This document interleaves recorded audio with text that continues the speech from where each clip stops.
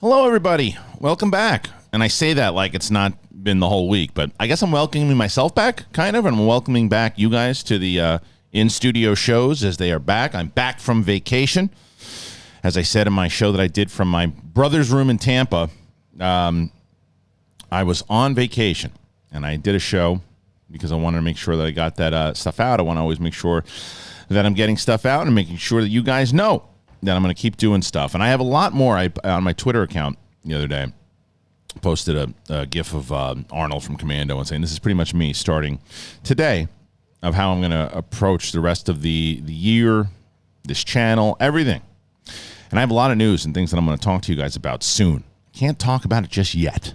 I'm going to talk about it soon. And I'm excited to do it because there's a lot of exciting things coming.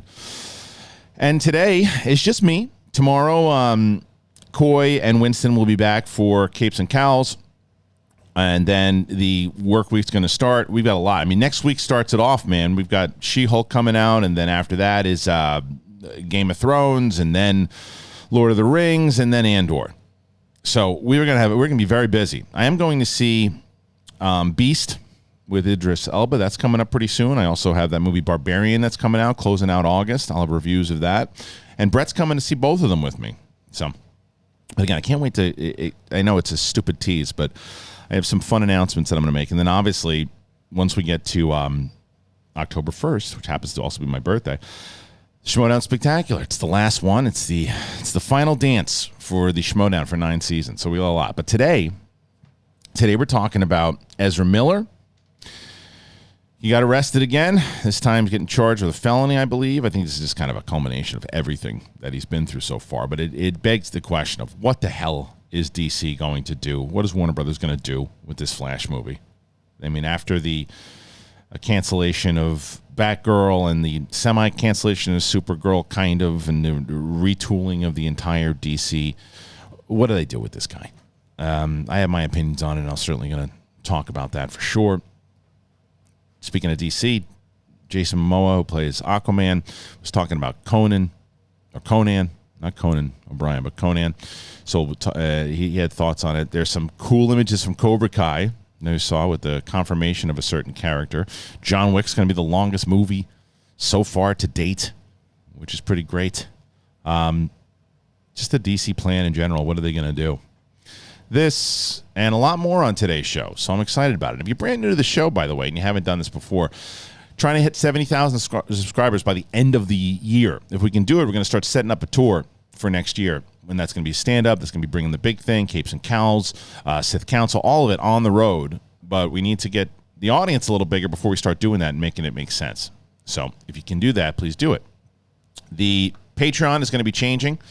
What is currently now patreon.com/schmodown will be the big thing Patreon. We're going to condense it, so SEN Live Patreon will no longer be. It will be that Patreon I'm going to add. I'm going to be doing a lot more stuff to that. You'll probably see the changes in that, at least me being a lot more active over the next couple of days here. Going to be interacting back and forth and letting people know. So if you are part of the Schmodown and you don't want to be part of the big thing Patreon, you have an opportunity to drop.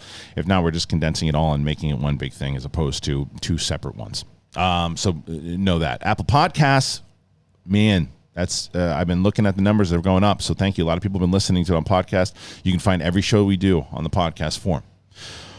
All right, let's get into it. Let's talk Ezra. Let's talk DC. Let's talk Cobra Kai. Let's talk all of it. It's a big thing. Let's do it. Come on.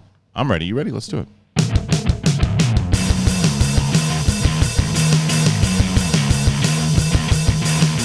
What's going on, everybody? Welcome back. It's big thing. It's the 11th. Yeah, usually get the show out at 9 o'clock. Couldn't do that today. Well, I'm back from vacation, so give me a break. It was nice. It's nice to reset. It's funny, though, because I can definitely self-admitted workaholic. I could feel myself twitching that I was like, oh, I got to get a video out. I got to do this. I got to see what's going on. I got to put a poll out there. I got to do one of these short videos. I got to do something. And it's just like, no, I'm just going to sit by the pool and relax and get a reset. And I did. It felt great. It was good. I went for people who do not know, in 2018, my brother Kevin passed away. He's young. He's 37. And it's been 4 years, which is crazy to think in general. And it was 4 years on August 6th. And at the same time, my dad's birthday is August 9th. So we wanted to take the kids to Tampa and visit the family. We stayed with my brother. Just, laid out by the pool, had a nice remembrance of my brother Kevin, and then had some dinner with my dad, had my mom there, and it was very relaxing to be there and therapeutic at the same time. So it was nice to just kind of reset. And I know this is a stupid thing, and you guys, some of you hate when I do it, but I just want to kind of let you guys know that it was therapeutic also for the obvious reasons what I just mentioned, but then because of things that are happening and things that I'm going to be able to announce to you soon, and getting ready for those things is also me like gearing up and getting excited to be able to share everything with all of you and to build this thing out and to collaborate with some more people and to do more things. I'm very excited about it, and I think we're in a stage of at least my career and the evolution of everything from where it came from when Mark and I started back in late 2008 and where it's ultimately going to be now. And I can't wait to share it with all of you. So it was nice to go to Florida to chill out, relax, get a reset, and then get back into it. I mean, like I said, I did that one show on Monday, and what was stupid about it was that I had the microphone and I had this little camera that I had set up to my brother's computer, and the lighting wasn't good, and I wasn't liking what was happening, and it wasn't coming out good. So I just took my camera, I shot it on my phone. Shot it on my regular phone, and I did it, and I did it for my brother's guest bedroom. And it's funny because Frankie Numbers reached out to me, and he's like, more videos with you slouched over furniture, please, which I thought was hilarious, and always good to hear from Numbers. But I also give a big shout out to Thad Williams, because I didn't have OBS with me. I didn't have my system with me, so I didn't have my music. I didn't have my graphics, whatever, too, and I was recording. It's the problem with doing it with a phone. I was recording it on the phone, and then somebody called me in the middle of it and disrupted the damn video. So the first video was like 26 minutes, and I was like, well, I can't make it. I want to do a full show here. So I did a second video, and I sent it over to Thad, and he pieced it together, and he put the graphics in and the music, and he added the graphics for the sponsor, and it was just a very nice thing that he did, and I was very grateful for that. So thank you to Thad Williams. All right, let's get into this thing, man, because this is an absolute disaster. What's going on over there with Ezra Miller and The Flash and all of it. So bear with me here, because this is a longer article, but I'm going to read it. The fate of Warner Brothers' The Flash, this is from The Hollywood Reporter, by the way, hangs in the balance as Ezra Miller continues to make headlines for their controversial behavior and various arrests. An outright shelving of the film is not off the table. No, it probably would be a last resort. Warner's and its parent company, Warner Brothers Discovery, had hoped to avoid that line of fire because its big-budget DC superhero tentpole isn't scheduled to hit theaters until June 23rd, but the pressure is mounting by the day. On Monday, the actor was charged with a felony burglary, and on Wednesday, Rolling Stone reported that Vermont's Child Services Department is attempting to locate a mother and 3 children who have allegedly been residing at Miller's farm in the state. A source with knowledge of the situation says the studio appears to be preparing for 3 possible scenarios. Here's the first. Warner's has received indications that the 29-year-old Miller, whose mother has accompanied the actor in recent days, will seek professional help after returning home to their farm in Vermont after being away. If that help happens, Miller, who goes by they, them pronouns, could give an interview at some point explaining their erratic behavior over the past few years. The actor could then do limited press for The Flash, and the movie would open in cinemas as planned. That was the first case. What's the second case? You jump to the third. What the hell is the second case? I guess that's the second case. The first, I don't know. It jumps to the third case. The third case, things go from bad to worse with the situation with Miller deteriorating. This would see Warner's killing the movie outright, as it could be reshot with a different actor. Miller plays multiple characters and is in almost every scene. Scrapping a $200 million film would be an unprecedented move. Oof. All of this comes amid changes at Warner's. Earlier this month, newly minted Warner Brothers Discovery CEO David Zazlov, I don't call him the Zavlaf. He isn't the Zavlov. Campia can love this guy. I am not a fan. I will definitely debate Campia on this one. So I know people have been asking me. Yes, I will. I'm actually going to text him later. I'd like to go on his show to debate this. I am not a Not a Zazlov fan. He stunned Hollywood when shelving Batgirl, a $90 million movie made for HBO Max. Unlike The Flash, there was no individual controversy involved. Rather, Zazlov opted to take a right down on the project and pivot away from making streaming films for DC. Miller was cast as The Flash in 2014, the same year solo Flash film was announced. The development process has been long, with multiple directors coming and going over the years, and its filmmaker, Andy Muschietti, finally got the project off the ground. The film also stars Michael Keaton. This movie is cursed from the start, huh? Back as Batman for the first time in 30 years, and Ben Affleck as a different version of Batman.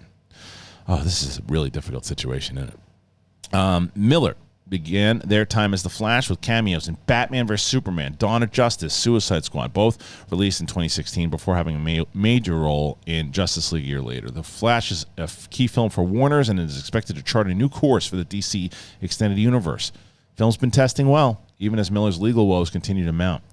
Earlier this week, word broke they'd been charged with a felony burglary for allegedly stealing bottles of alcohol from a Vermont home. This is a Capone thing, by the way. This is to get him for something. According to a police report posted online, Vermont State Police were notified May 1st of a potential burglary when residents on Country Road in Stamford, Vermont, reported that several bottles of alcohol were taken from within the residence while the homeowners were not present. Following an investigation that included taking statements and reviewing surveillance videos, police found probable cause to charge Miller. The latest charge comes after Miller was arrested in April in Hawaii and booked on suspicion of second-degree assault. Per the Hawaii Island Police Department, the incident reportedly occurred when Miller was attending a get-together at a private residence, became irate, asked to leave through the chair. That came on the heels of a March arrest, disorderly conduct, and harassment following an incident at a karaoke bar in Hilo, Hawaii. At least one project is ready to distance itself from Miller. On Tuesday, the Salvador Dali biopic Daliland left Miller out of its press release in an announcement about its debut at the Toronto Film Festival. Despite the arrest and headlines about Miller's alleged behavior, Warner Brothers Discovery chief Zazlov said last week that the studio is committed to theatrical releases for a number of DC films, including The Flash. We've seen them. We think they're terrific, and we think we can make them better. And that included The Flash. Before we get to my thoughts, I'm going to copy them, piggyback off of this. There's the hell is it? There's something else that I saw. I'll go back to me for now. Okay, this is a disaster. This whole story is a disaster, and I actually, as much as I'm not a massive fan of Zoloft, I don't envy his position at all. This is terrible. We've been talking about this for a while. Even I was a fan because I thought that he was just making moves to, get everything in order. But the way he's handling HBO Max, and again, I know Campy is a big fan of it. I am not. I am on the opposite side, strongly opposite side. I also think that I'm on both sides of the fence with the Batgirl thing. If it's a terrible, terrible movie and you just dump it on HBO Max and you can get something out of it just to see if people are going to, maybe you do it. But if you're trying to protect your brand and you're like, look, this is just not a good movie and we want to do more stuff with the actor and directors down the road, but we don't want to release this. They have every right to do that.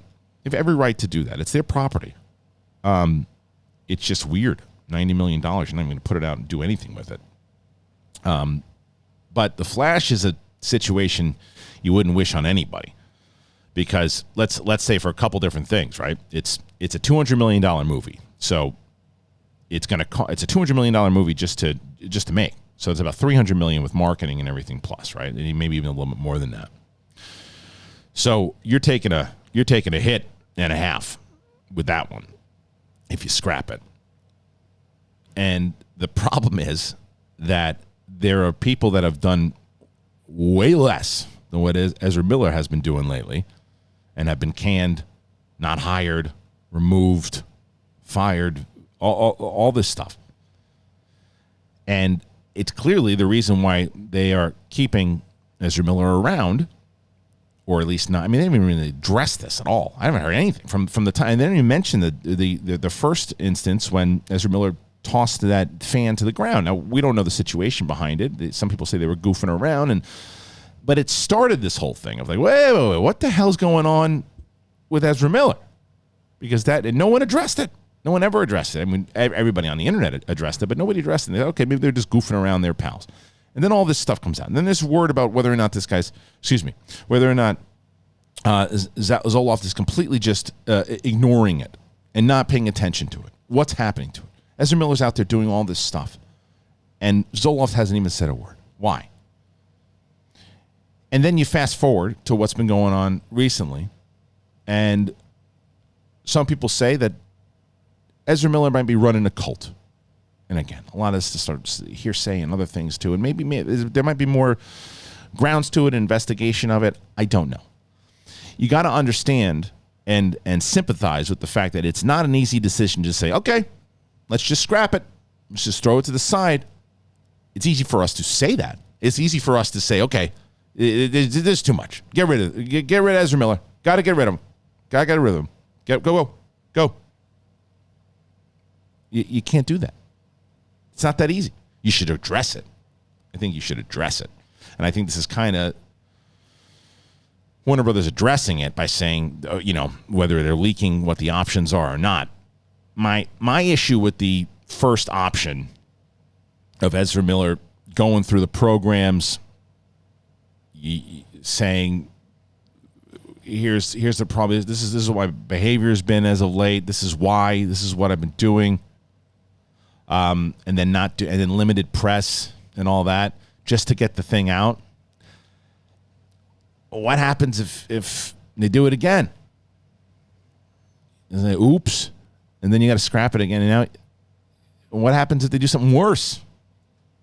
The alcohol, I mean, look, like I said, is a Capone thing. Meaning, so for people who are not familiar, Capone did a lot of serious crimes and a lot of crimes in general that they couldn't pin him on, so they got him for like tax evasion or something.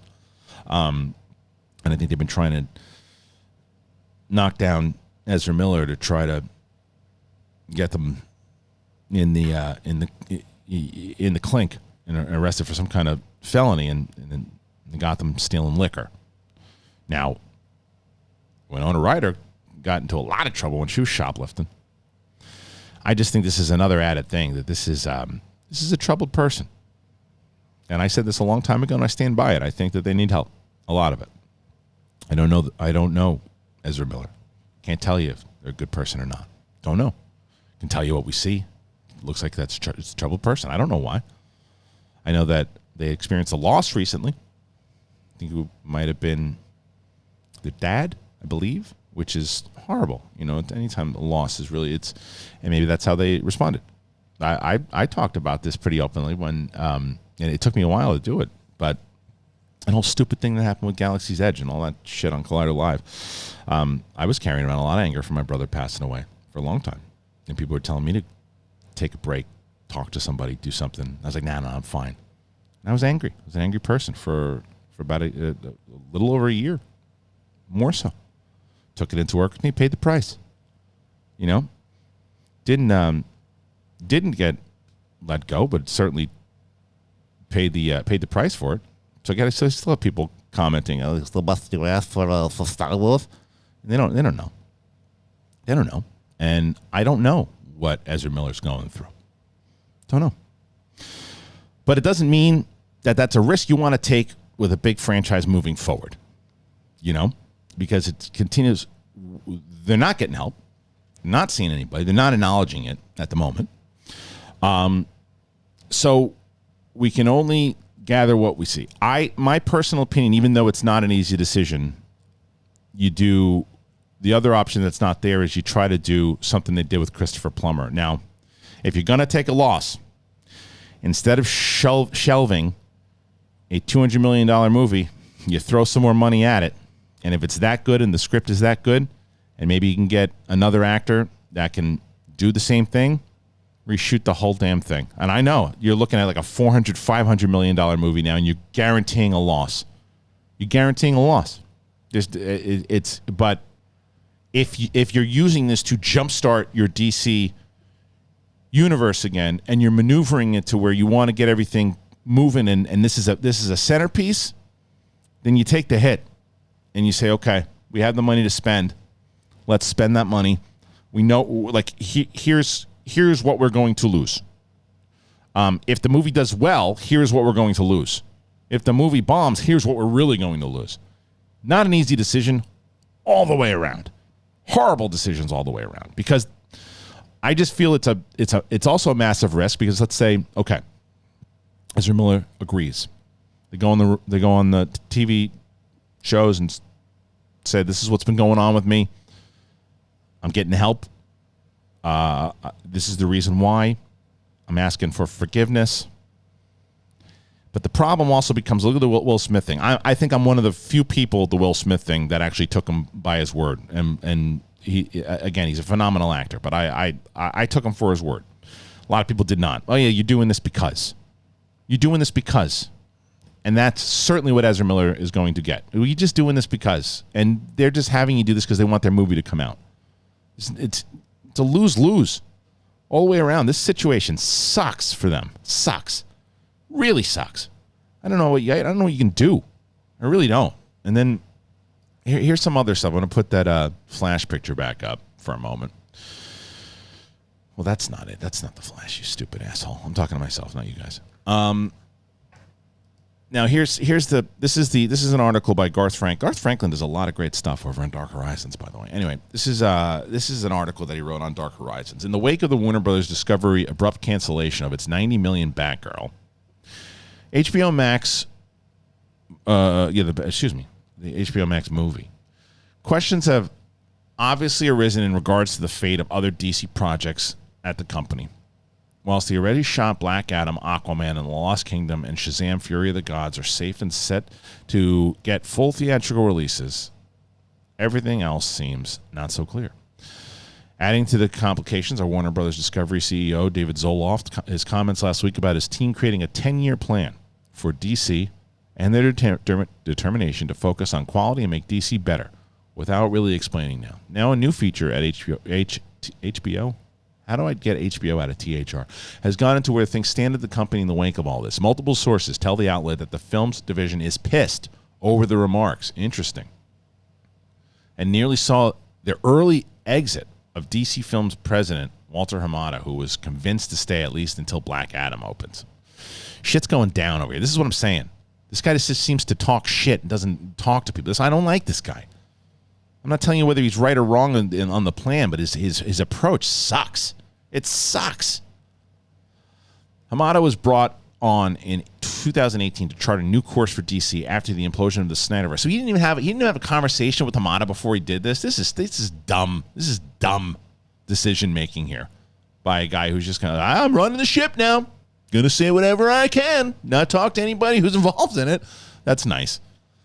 Whilst talk of the Secret Six were rumors only, films based on Supergirl, Green Lantern Corps, and Static Shock, along with the J.J. Abrams-produced Black Superman film, were actually planned, but none of them have attached directors, and so will likely be gone with Hamada. So Hamada's definitely gone, huh?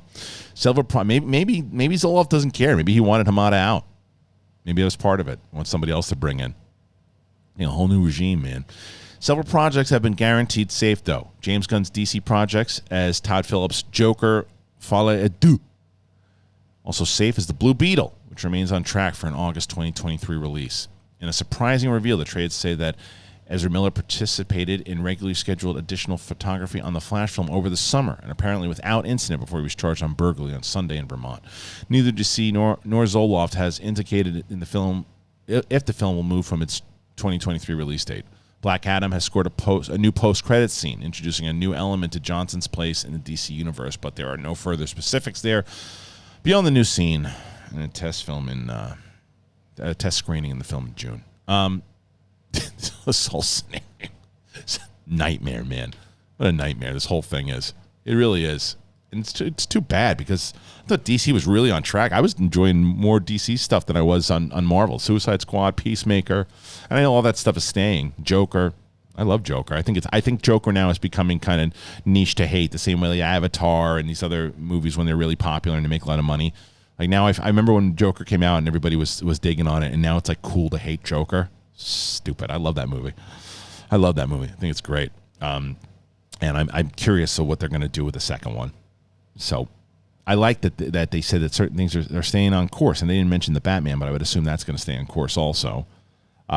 But it's weird because Zoloft's out there talking about his plan, his 10-year plan, and then yeah, we're going to make sure we want to stay more on course to what the DC, what Marvel's doing and what they did over there, what Alan Horn did with, oh yeah, but we're still doing this this solo movie with Joker too, which, and then we're going to do the Batman, which is pretty much what they were doing before. So same plan. But oh yeah, we're just going to try to connect everything like we did before, and that didn't really work out. So, but if it's all connecting to the Flash, I just think that this guy is doing things wrong from the way he's making announcements and the things that he's saying. And that graphic of the you look, even if you're sitting in a room and you're like, look, we're looking at our numbers, and our numbers are skewing more male driven, right? Like, so my channel, the Krisitian Harloff channel you watch right now, it's predominantly like 85% male driven audience is watching my stuff. That does not mean that the stuff I'm talking about women are not very much into. We have a lot of great regular commenters all of the time who are consistently talking about the stuff that whether it's the Lord of the Rings stuff, Batman, Joker, whatever it is, they're on board with it. So to throw that graphic up there to say, yeah, HBO Max is for the dudes, and then Discovery with all the the pretty backgrounds and everything else, that's just for women. It's like, don't keep your numbers and say, look, we're skewing heavily towards men on HBO Max, so let's be aware of that. But let's also be aware that we do have a lot. We don't want to release that because you also, the other thing you don't want to release is that you're going to piss people off.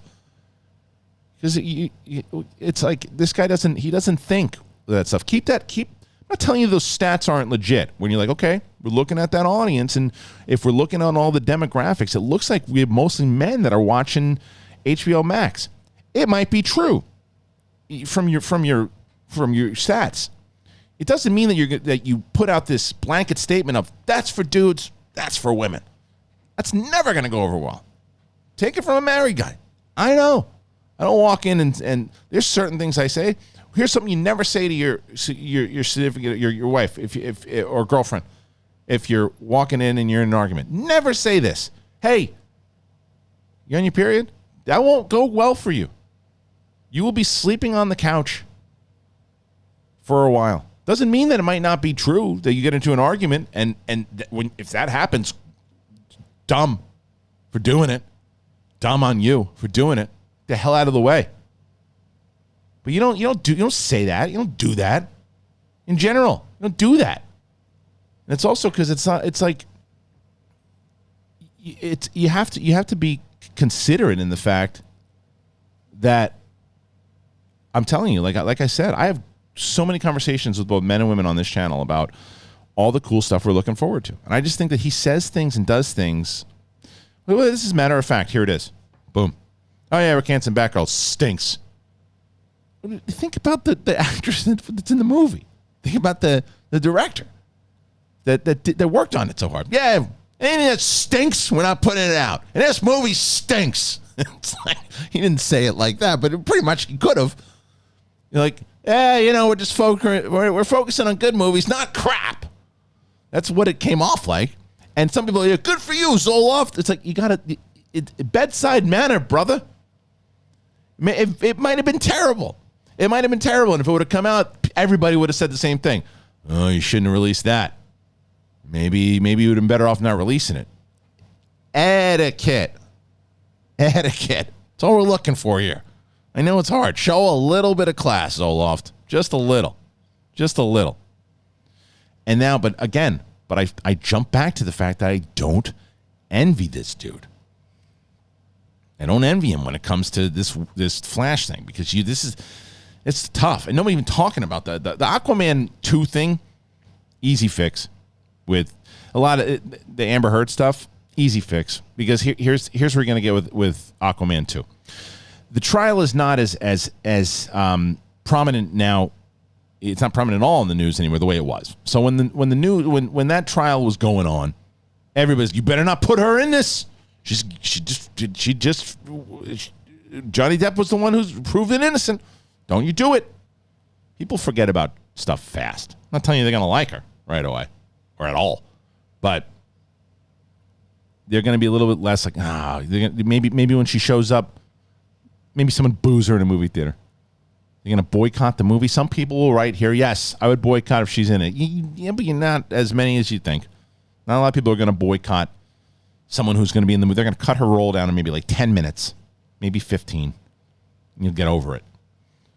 But if she was in the movie for 2 hours, running the whole thing, okay, maybe there's another thing. Plus the fact Ezra Miller is still running around, no pun intended, doing God knows what, and hasn't addressed any of this. No one's addressed any of this.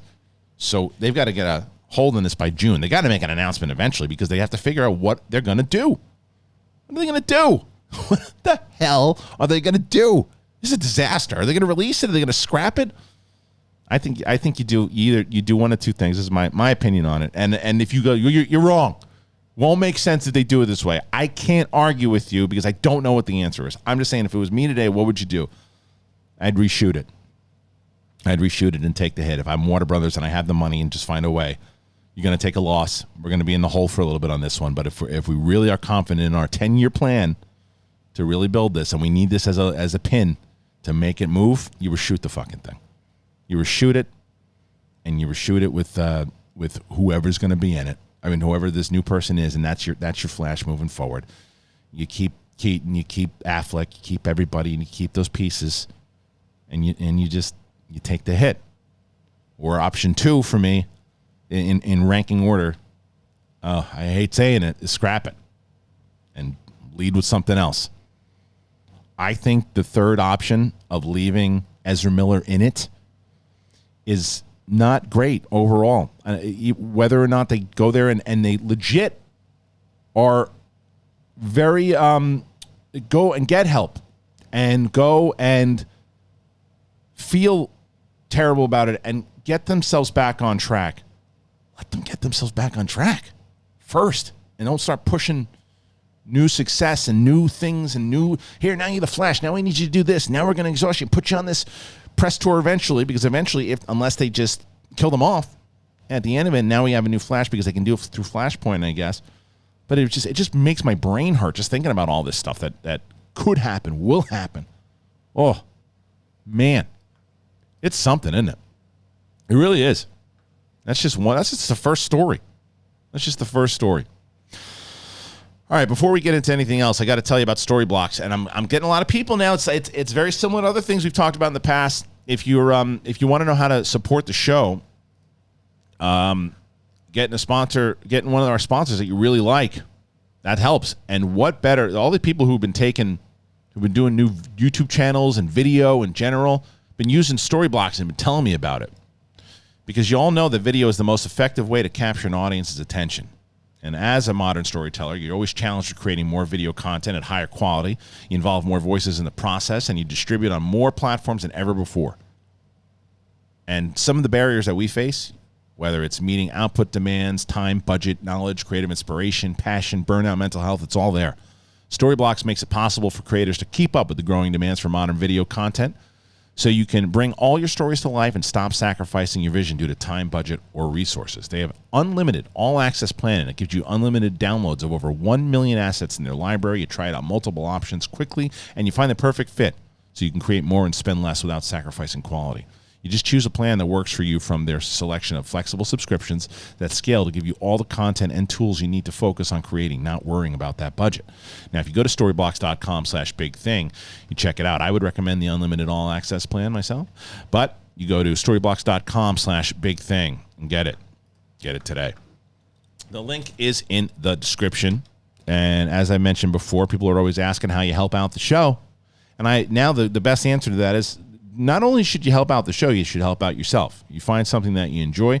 I think of the Galaxy Geeks when I think about Storyblocks, because Luke over there is so into. He's just, you can see, you go to his channel and check it out. He's working on his thumbnails all the time with his I believe it's his wife. That they are working on the channel, and they're always working on new things and changing up and doing new things. And I really hope that Luke is using Storyblocks, because I think that would benefit him.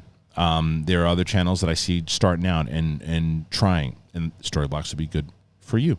Have a great announcement that Joy Mode is coming back. Joy Mode's coming back. I highly recommend Joy Mode to everyone. We'll talk about that more down the road. What's Joy Mode? Oh, we'll talk about it. We'll talk about it. All right, let's move on. Let's get past The Flash. Oh, yeah, I'll talk about Mike Barnes. Hell yeah, I'll talk about Mike Barnes. Let's do it. Mike Barnes. Let's take a dump. Mike Barnes. I've been waiting for Mike Barnes, Karate Kid, for a while now. It's amazing. They posted some images, by the way. This is the only image of the new season that I have. Someone that they didn't. I kind of wish that they would have saved it.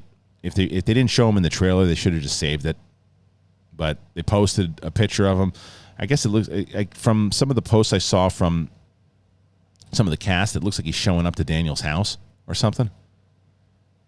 You got to assume that he's a bad guy. I mean, he's wearing. I don't want him to be good. I don't want Mike Barnes to be good at all. Mike Barnes is from Karate Kid 3, which is easily the worst movie yet. Well, it's Next Karate Kid also. Next Karate Kid was all right.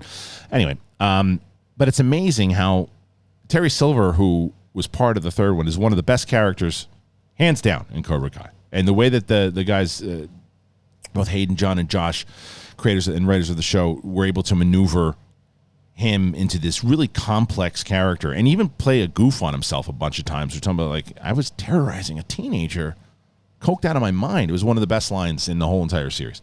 And I can't imagine what they're going to do with Barnes. But Barnes was always tight with Terry Silver. So it makes sense that Terry Silver is going to bring him back. It makes sense that Terry's going after Barnes, and Barnes is going to get a shot to go after Daniel, who humiliated him in the tournament when he had him beat. He had him beat bad, and then Daniel pulled a move on him and beat him. He haven't heard from Barnes or anything. So I don't want Barnes to be good. We already did that with Chosen. I don't think they're going to make him good. I think that would be silly if they once again. And now Mike Barnes is working with Chosen and Daniel and Zapka with Johnny. Nah, not going to happen. Barnes is going to be a bad dude, and as he should be. And he's going to be working with Silver. So I'm excited for this. It's a, I don't want to say bummer because it's just not the time yet. But on my Twitter today, I posted 4 pictures. And on those 4 pictures, I posted, if you could only, you're only allowed to watch one show. What show are you taking? And the options were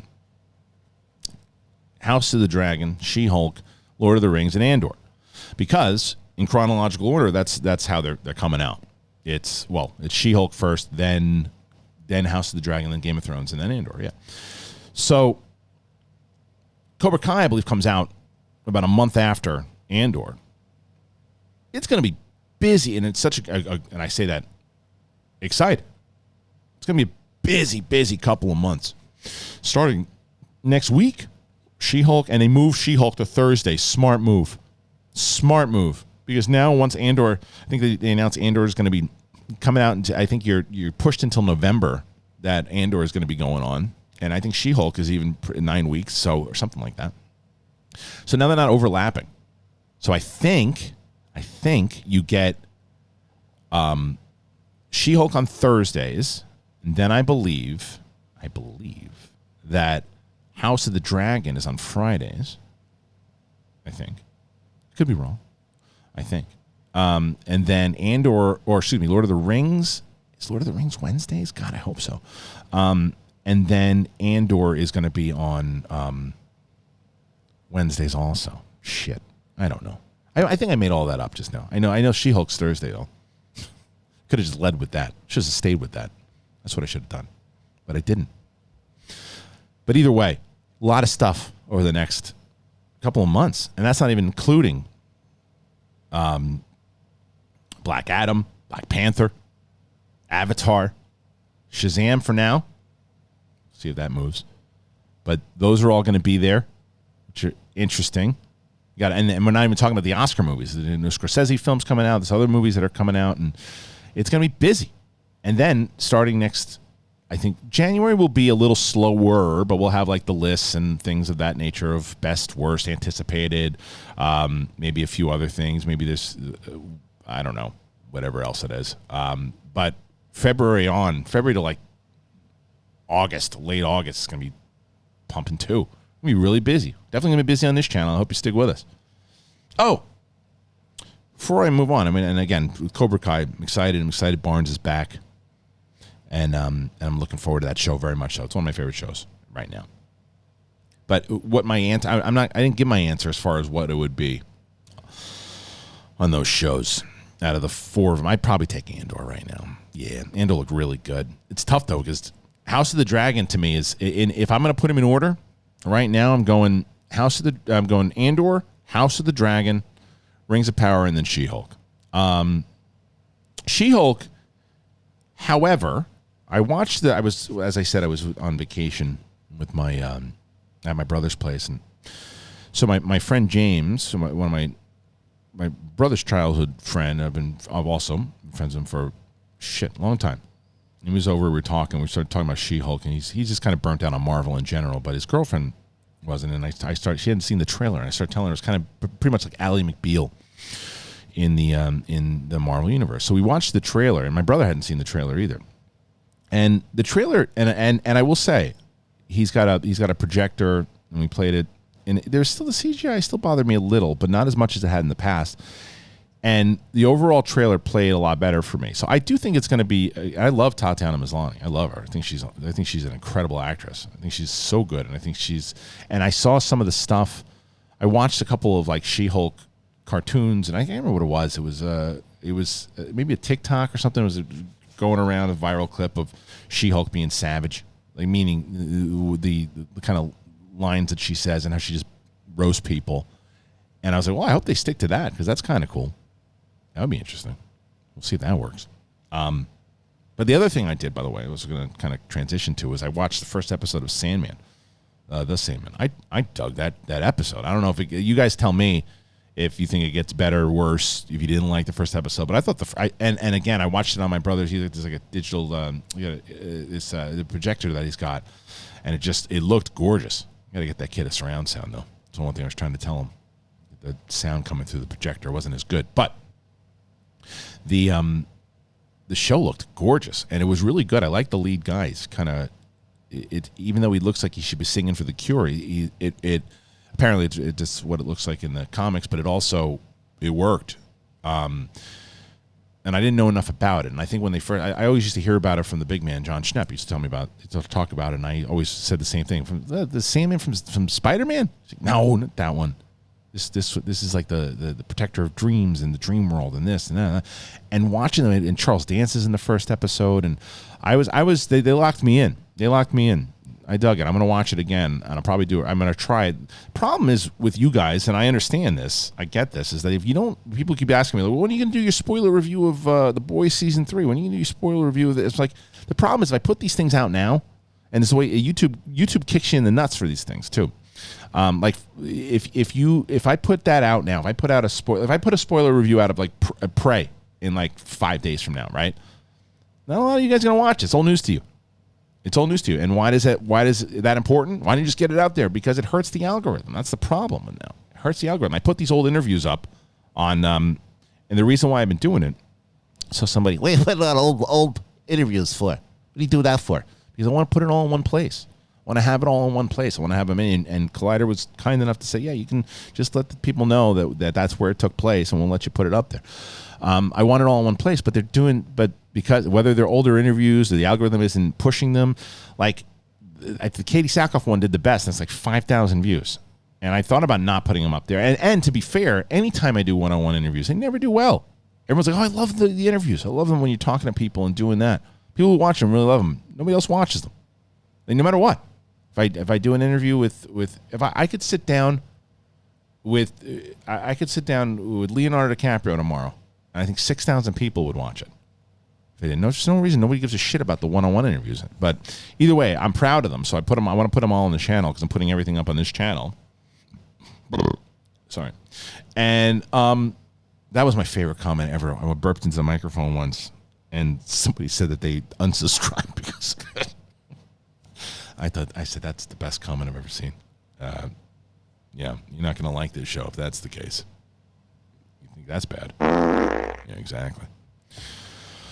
Oh man, my 4-year-old was lighting farts on fire, basically on not literally, but on the plane. God, I thought it was the old lady next to me, but then I was like, no, that smells like my 4-year-old's farts. She was sitting in front of me. My wife had the 2 seats. My wife was in the 1 seat. The 4-year-old was in the middle seat, and the 10-year-old was in the window seat, and I was behind the 10-year-old in the row behind. And then there was an older lady next to me, and she she was a sweet lady because she was talking to me at first, and of course I told her don't drink Dasani. They put salt in their water. She was drinking Dasani, but that's how I start my conversations. But anyway, she was really nice. And at one point I look over and she has her sweatshirt over her head and she looked like freaking Palpatine, man. And I was like, God, I want to take a picture so bad, but you're sleeping, you were nice, and I don't like when people do that to people. But it would have been a good joke because she looked like Palpatine. But anyway, I thought Palpatine was ripping bombs next to me because every 15 minutes I'd get this horrible, horrible smell. And it was bad. It's like just every 15 minutes. It was really rough. And at one point, I had to put my shirt over, but the 4-year-old was just, it's like a cannon. She's very proud of herself. You must be very proud of yourself. She was. She's very proud of herself. All right, what else I got? To a reminder for everybody, Capes and Cowls, the new superhero comic book, more comic book movie, comic book content show that we have. It's a big thing adjacent. All the shows are big thing adjacent. Sith is big thing adjacent, but it's the show with me, Winston, and Coy. That's going to be on tomorrow, and we're going to be talking about what kind of cameos we think might appear in Black Panther, and who's going to show up. I got Coy and Winston for that, and I'll be listening, going, oh, I don't know what the hell you guys are talking about, but I want to know. That's kind of the dynamic of our show. So we hope you join us for that tomorrow. That's on the channel. All right, let's go some more news before we get the hell out of here. But like I said, Barnes is coming back. Excited about that. All right, so Jason Momoa, made his name in Game of Thrones, but obviously Aquaman, a bunch of other things. I remember the movie he was that I really liked him in. He had an axe fight with Stallone. What the hell's the name of that movie? You guys tell me. But it was the only good part of the movie. But he had an axe fight with Stallone, and it was awesome. Oh shoot, yeah, I want to talk about that too. But let's talk about this Momoa thing first. Momoa was talking about Conan, and here it is. He's a household name now with the success of Game of Thrones, Aquaman, and more. Of actor Jason Momoa's early attempts at being a blockbuster hero ended up in a misfire. This is 2011's Conan the Barbarian. Momoa beat out Supernatural alum Jared Padalecki. Padalecki was up for Conan? What? Kellen Lutz also, I could see that. I could see why Momoa would get it out of the both of them.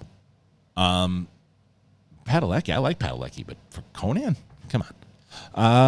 Howard's character most famous for the 1980s films that kickstarted Arnold Schwarzenegger's career. Unfortunately, the $90 million budgeted fantasy film was a critical and box office flop. Yeah, it wasn't very good. Its worldwide box office haul was supposed to be just $49 million. PU. Speaking about it over a decade later, the actor spoke about it. I've been a part of a lot of things that sucked, movies where it's out of your hands. Conan was one of them. It's one of the best experiences I had, and it was taken over and it turned into a big pile of shit. Hey, I like the honesty, kid. Sadly, Momoa didn't elaborate on what went wrong with the project in post-production. The actor has now moved on to other things, including a villain role in the 10th Fast and Furious movie, which he's been shooting. Speaking about that role, it's revealed that he's been donning pink and purple painted toenails along with a lavender-colored car. The actor has been known for playing gruff and imposing tough guys. Seems excited. He gets to go a little more flamboyant in the film. It's been hard because people always think I'm just this dude who plays macho characters, but I want to be moved. I want something new. Things are changing, and even villain roles. I'm now playing eccentric. I'm a peacock at the highest level. I'm having the time of my life. Good for him. Momoa will next be seen in third and final season of C, which is a show on Apple TV, I guess, and Aquaman and the Lost Kingdom and Fast X. Okay, well, I like this. It's a short story, so we're not talking about it too long. But I like the fact that he's just super honest about it. I just remember that movie being really loud. I remember being excited that he was cast. I think it's great casting. And I think that he had fun making the movie. But I couldn't tell you anything about it except that he was in it. I just remember it being really loud. And I remember being excited for it. And then Ellis and I saw it. And I was like, that wasn't good. And it was right before my oldest was born. My wife never went to screenings. She was pregnant. She came to see the movie. And she left. She's like, this is terrible, and it's too loud. I'm leaving. She took off. But I like that he's changing things up and moving things around. I'm actually can't wait to see what happens with Aquaman 2. I will say this. James Gunn and Momoa and everybody else is probably like, look, as long as they're talking about Ezra Miller right now, they're not going to give a shit if Amber Heard's in this thing. Cut her roll down and let's just put the movie out. That movie you could put out. You can't mess with that movie. You can't recast her. You can't. Yes, you can. No, you can't. You don't need to, especially with all the money problems that you're going to have right now with the Ezra Miller situation, whether you scrap a $200 million movie, whether you recast it, whatever the hell you do with it, you can't. That one you got to go, look, we'll just take the angry letters and just put the movie out. Put her in the movie for 10 minutes. It's fine. They boo the screen if they throw tomatoes. Who cares? Who cares? Just put the movie out and put her in it again. Shark eater in the middle of add it in. Some shark eats her. And that's it. She's gone. Whatever. Just put the movie out. All right. Last thing I want to talk about here. I think some people always get mad when you raise your prices.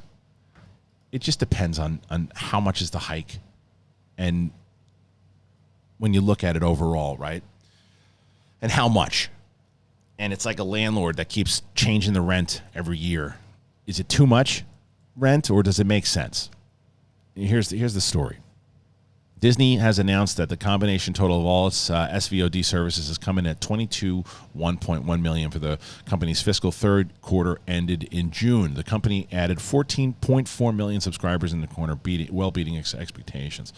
This marks the first time anyone has passed Netflix in total streaming subscriptions. Disney's numbers include Disney Plus, ESPN Plus, Hulu total, including live TV. 46.2 million. It may not hold the record for as long as Disney Plus is expected to shed some of its massive subscriber base in India, where it lost a bidding war for streaming cricket rights. Yeah, probably. Disney also included a December 8th launch for its ad-supported streaming plans, along with announcing new tiers and pricing, which will kick off that date. All right, here's the big change. The notable change is that the current Disney Plus ad-free service will be retitled Disney Plus Premium and will cost $10.99. While the Disney Plus with ads, called Disney Plus Basic, will cost $7.99 a month. Hulu will see a $1 raise per month, $7.99 for its ad plans, and $2 raise per month for $14.99 for its ad-free plan. As previously announced, ESPN is rising by $3 a month to $9.99.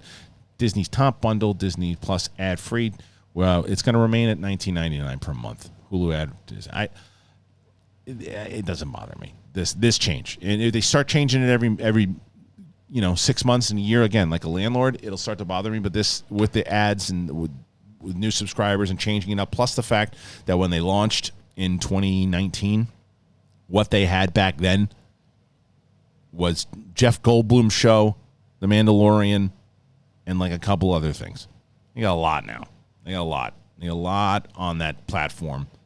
The platform was always worth more than whatever it was, $6.99 or whatever, and you still can get it for like $1 more with if you add ads. It's and plus the bundle is the same.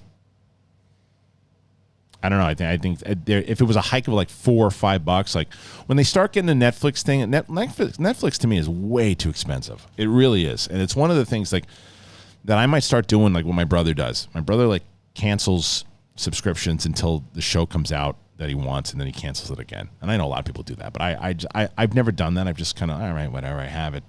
I should probably start doing that, especially with Netflix. I'll keep it for like Cobra Kai and Stranger Things. What else do I watch it for? I mean, right now, if I got rid of it, my wife would probably divorce me because I have she's obsessed with Outlander. And you guys have heard me talk about my wife with when it comes to streaming stuff. She bails on shit all the time. Or even when we're really into something, she's like, all right, let's take a break. We have Netflix, and I had to I know people are like, well, you could have just downloaded the episodes from Netflix. It was a thing, but I had to buy 3 episodes from like Amazon or whatever the hell, or Apple, where I bought it from, and she watched it on the plane, sitting there watching Outlander next to Farts McGee. So anyway, I couldn't cancel Netflix right now because she's tearing through it, but eventually I think I might. It's too expensive. $16 or whatever the hell it is for, and it's only the only reason they're doing it is because they kind of have to. It's like these restaurants that once inflation starts happening, they double their prices. And that's kind of to me what Netflix is doing. Netflix doesn't have enough to keep me around during the times I don't need them. Like when Arcane comes back, okay, I'll come back. When Stranger Things, Cobra Kai, it's really it. Well, I'm probably missing something. You guys will tell me in the comments. Anyway, that was it.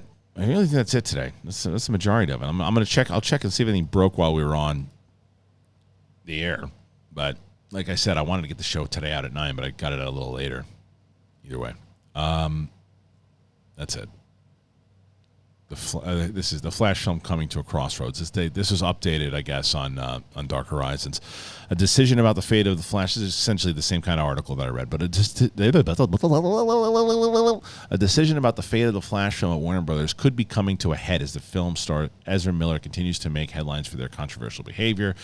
The most recent controversy came yesterday when Rolling Stone reported that Vermont's Child Services, it's the same type of stuff. Warner's is prepping for 3 scenarios. Okay, okay. Hold on. This is a better breakdown of the 3 scenarios. The first is the studios reportedly received indications that Miller, whose mother has accompanied the actor, will seek professional help. We talked about that. If that help happens, Miller could give an interview. Okay, we said that. The second is if Miller doesn't reach out for help. This is where we lost this one. The second, if Miller doesn't reach out for help, Warner's could still release the film with Miller not playing a prominent role in terms of marketing publicity. The role would also be recast in future projects. Okay, that was missing from the report. So the role would be recast in projects. Yeah, that's what I'm saying. It's like, I always bring up, I guess it would essentially be the Hulk, right?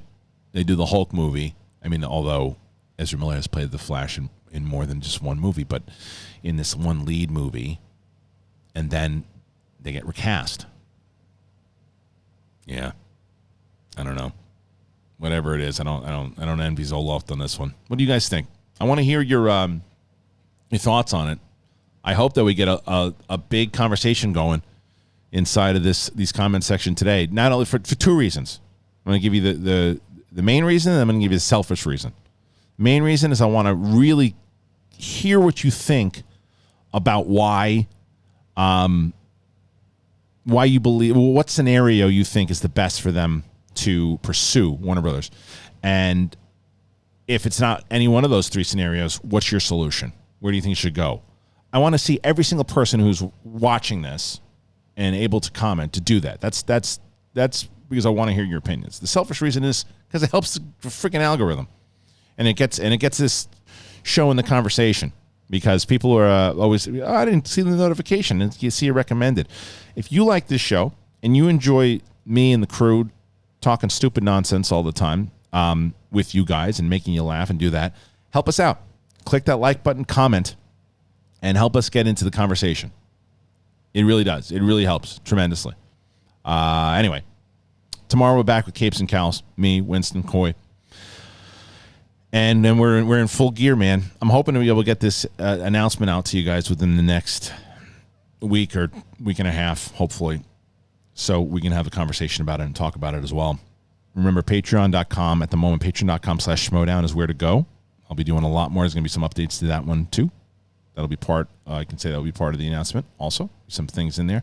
The SCN Live Patreon will not exist anymore after September 1st. So if you're there, transfer over to the Schmodown one. Everything's going to transfer over there. I'm going to be way more active. I'm going to be in there a lot talking. I want to do a thing. This is also one of the things I'm going to be doing on Patreon soon. I want to have a conversation with everybody who's in there, every tier, no matter what tier you're at, about the kind of things that you'd want to see and the kind of things that you'd want access to. I think one of the things I want to do is like a live Q&A every week. And I think inside of that, what I would like to do is basically everybody would have access to it, but like the $10 tier would get the actual StreamYard link to where you could come in with me and answer questions with me, ask a question live on the air to me, that type of thing. So there's things we're working on, but I'd love to get your thoughts and opinions if you're over there at patreon.com/schmodown as the transfer happens over on September 1st. Again, I'll be very, very active over the next week and having the conversation over there. And a reminder that if you are part of that and you're only looking for the Schmodown content, just a reminder that it's going to be big things. So jump off because it's going to be a big thing. And I want you to make sure that, you're not paying for something you don't want. All right, everybody. That's it. I appreciate you. If you haven't already and you watch this whole damn thing and you're not already subscribed, come on. Help me out. Subscribe. Hit that button. Let's get to 70,000. Let's do it. Thank you so much, and get yourself some story blocks for the big thing for me. I'll see you tomorrow. Peace out, everybody.